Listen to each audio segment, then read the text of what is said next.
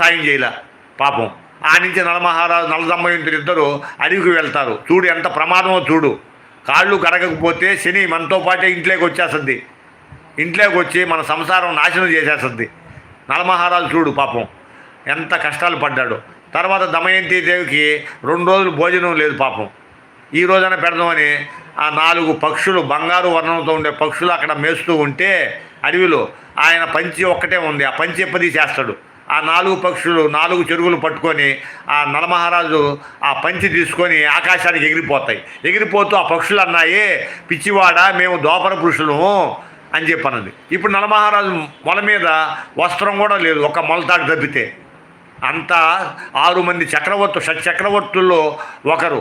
ఆ చంద్రవంశంలో పేరున్నెగ్గన్న మహారాజు నలుడు. అటువంటి నలుడు కేవలం వచ్చేసి కాళ్ళు కరగకుండా ఉన్నదాని వల్ల ఎంత ప్రమాదం చూడు. మొల మీద వస్త్రం లేకపోయింది మానవం కాపాడుకోవడానికి.